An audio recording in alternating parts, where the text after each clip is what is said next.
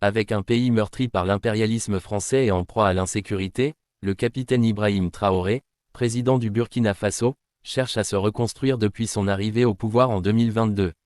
Il n'est certainement pas facile de gérer un pays qui, malgré ses ressources naturelles, reste l'un des plus pauvres du continent. De plus, le pays est confronté à une grave crise sécuritaire qui lui a valu d'être désigné comme l'un des pays les plus dangereux à visiter dans le monde par les médias occidentaux. Cependant, le capitaine Traoré a prouvé qu'il était déterminé à débarrasser le pays de l'insécurité, à favoriser le développement et à construire un pays en gardant à l'esprit la vision de Thomas Sankara. Pour faire face à l'insécurité dans le pays, le capitaine Traoré a cherché à établir des relations avec des pays qui, selon lui, ont la capacité d'aider son pays, notamment la Russie, l'Iran et la Corée du Nord. Toutefois, en véritable panafricaniste, le capitaine Traoré a également cherché à collaborer avec d'autres pays africains, dont le Mali et le Niger, ce qui aboutit à la formation d'une charte appelée l'Alliance des États du Sahel. Et d'après les dernières nouvelles, on pense que cette alliance évoluera vers une confédération, ce qui est un plus pour l'unité africaine. Le Mali et le Niger ne sont toutefois pas les seuls pays africains avec lesquels le président Traoré cherche à collaborer. Récemment, le capitaine Traoré a mis l'espace politique en ébullition lorsqu'il a envoyé des délégués militaires de haut rang du Burkina Faso au Rwanda pour une réunion avec les forces de sécurité rwandaises. Il est logique que le Burkina Faso s'associe au Mali et au Niger, car ils ont beaucoup de choses en commun. Mais la grande question est de savoir si la décision d'Ibrahim Traoré de s'associer au Rwanda était la bonne. De tous les pays africains, à part le Mali et le Niger, pourquoi le capitaine Traoré a-t-il choisi le Rwanda? Restez avec nous pour découvrir cette vidéo.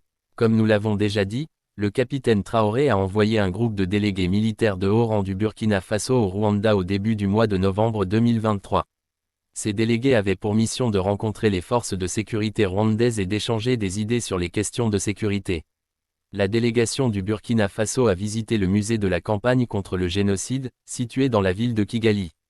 Ce musée raconte l'histoire de la campagne menée par l'armée patriotique rwandaise pour mettre fin au génocide contre les Tutsis et comment les combattants des groupes rebelles de l'époque ont mené des missions de sauvetage pour sauver les victimes du génocide à travers le pays, mais aussi pour combattre et vaincre les forces génocidaires.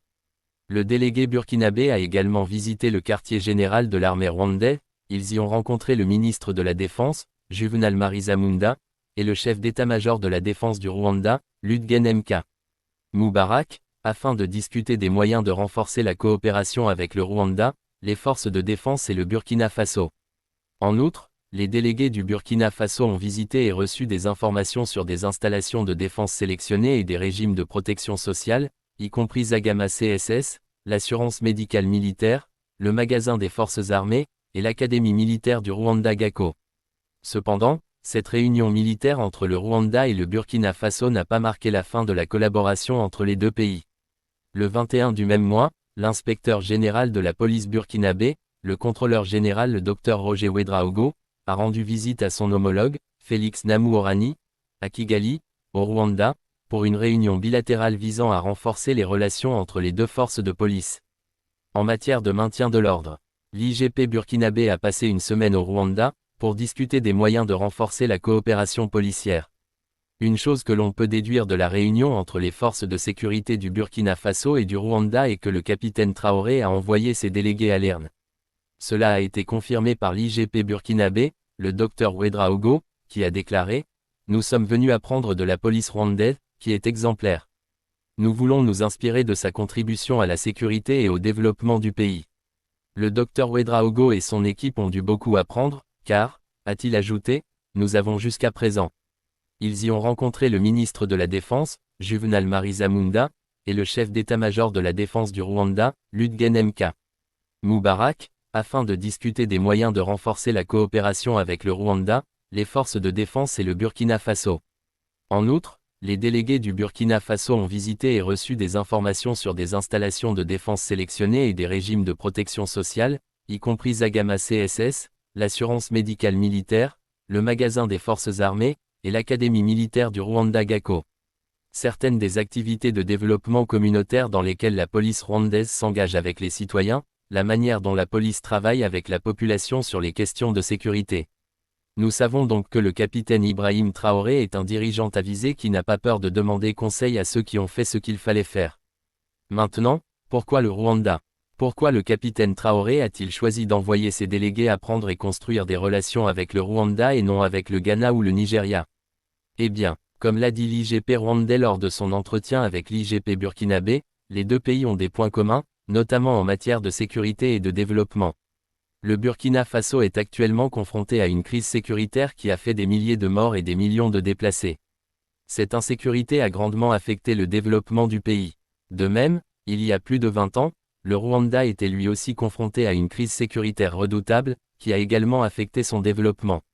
La seule différence est que la crise sécuritaire au Burkina Faso est actuellement causée par des groupes d'insurgés, armés, y compris Al-Qaïda, tandis que celle du Rwanda était un conflit interne qui a entraîné un génocide généralisé des Tutsis du Rwanda. Mais lorsque Paul Kagame est entré en jeu, les choses ont changé, l'insécurité a été réglée et le pays a atteint une certaine forme de développement. Si l'on y réfléchit bien, il est logique que le capitaine Traoré ait choisi le Rwanda pour que ses militaires et ses policiers apprennent de lui, car le Rwanda a vécu ce qu'il vit actuellement en termes d'insécurité, mais il l'a combattu et a gagné. Le partenariat entre le Rwanda et le Burkina Faso peut donc être comparé à celui d'un élève de première année qui apprend d'un élève de terminale. Maintenant, la grande question est de savoir si Ibrahim Traoré a fait un choix judicieux en cherchant à collaborer avec le Rwanda. La réponse est oui, et nous allons vous donner 3 raisons pour lesquelles nous pensons que c'est le cas. Premièrement, le Rwanda est un exemple concret de la manière dont un pays ravagé par l'insécurité peut être reconstruit. Lorsque Paul Kagame est devenu président du Rwanda en 2000, il a hérité d'un pays déchiré par un génocide.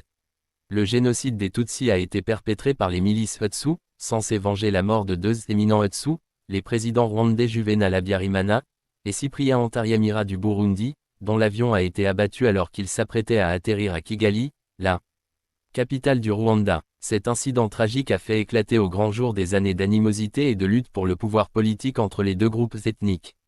Pendant une centaine de jours apocalyptiques, une campagne sanglante s'est déroulée sous le regard silencieux du reste du monde. Selon les archives, environ 800 000 Tutsis ont été tués au cours de cette période. C'est une période sanglante de l'histoire du Rwanda, et c'est à cette situation que Paul Kagame a été confronté. Pour reconstruire le pays, le président Kagame a dû s'appuyer sur des guérilleros pour la plupart non éduqués et sur une poignée de cadres mal formés. Même les analystes les plus optimistes doutaient de ses chances, tout comme l'Occident et même certains Africains ne croient pas qu'Ibrahim Traoré puisse reconstruire le Burkina Faso. Pourtant, cela fait plus de 20 ans que le président Kagame est au pouvoir et le Rwanda est aujourd'hui stable, prospère, unifié et, en grande partie, réconcilié. Les mères rwandaises bénéficient de soins de santé prénatale et postnatale, et les taux de mortalité maternelle dans le pays ont diminué de 77% entre 2000 et 2013. Les nouveau-nés sont vaccinés. La ville est propre et les gens peuvent se promener en toute sécurité la nuit. En 2019, M. Kagame a déclaré au ministre qu'il n'aurait plus besoin de personnel de sécurité, ajoutant que leur sécurité serait garantie comme celle des autres citoyens rwandais. Le Rwanda est actuellement considéré comme l'un des leaders africains dans le domaine des technologies de l'information et de la communication en raison de ses avancées technologiques. Un pays dont les institutions gouvernementales étaient autrefois en ruine a été reconstruit et a acquis une réputation d'efficacité et de probité dans l'administration. Ce pays fait aujourd'hui l'envie de l'Afrique. S'il y a donc un pays dont le Burkina Faso doit s'inspirer, c'est bien le Rwanda. Le capitaine Traoré le sait, et c'est pourquoi il veut nouer des relations avec ce pays, ce qui est plutôt intelligent de sa part. Deuxièmement, le Rwanda a un leadership fort, ce dont le Burkina Faso a également besoin. Si vous allez sur les médias sociaux, vous découvrirez qu'en plus d'être reconnu comme la personne qui a transformé le Rwanda en ce qu'il est aujourd'hui, le président Kagame est également décrit comme un dirigeant décisif et autoritaire. Bien que cela puisse sembler une mauvaise qualité pour les militants des droits de l'homme et les partisans des idéologies occidentales, on ne peut nier que le style de leadership de Paul Kagame est ce qui a fait du Rwanda ce qu'il est aujourd'hui. Le président Kagame a été accusé d'être antidémocratique, de restreindre les libertés de la presse et les libertés politiques et de modifier la constitution pour rester président au-delà de son mandat légal. Ils ont raison, mais c'est ce dont le Rwanda avait besoin. Pensez au fait que Kagame a dû construire un pays unifié avec les mêmes personnes. Des tueurs et leurs victimes vivant côte à côte avec un objectif commun. L'amélioration de leur village, de leur district, de leur pays. Bien sûr, il doit être dur et strict. Peu importe que les gens apprécient ou non ces méthodes, c'est le résultat qui parle. D'ailleurs, ce n'est pas Kagame qui a modifié la constitution pour prolonger son mandat après l'avoir terminé. Ce sont les citoyens rwandais qui l'ont fait. Cela montre que les Rwandais sont satisfaits de leur président. Et qu'est-ce que la démocratie si ce n'est que le peuple est d'accord avec les dirigeants? Si le Burkina Faso doit être reconstruit, il aura besoin d'un dirigeant fort, capable de prendre des décisions décisives qui apporteront de grands changements. Ibrahim Traoré semble déjà être un leader fort, mais une collaboration avec le Rwanda renforcerait encore son leadership. Enfin, la collaboration entre le Burkina Faso et le Rwanda est une bonne chose car il s'agit d'un partenariat Afrique-Afrique, et tout partenariat Afrique-Afrique est une initiative intelligente. L'une des raisons pour lesquelles l'Europe a facilement conquis le continent africain est que les tribus africaines se sont vendues les unes aux autres. Imaginez qu'elles se soient unies pour combattre ces envahisseurs étrangers, il y aurait eu plus de chances que l'Europe ne colonise pas l'Afrique. L'Occident le sait, c'est pourquoi il a divisé les tribus en différentes colonies, qui sont ensuite devenues des pays après avoir obtenu leur indépendance.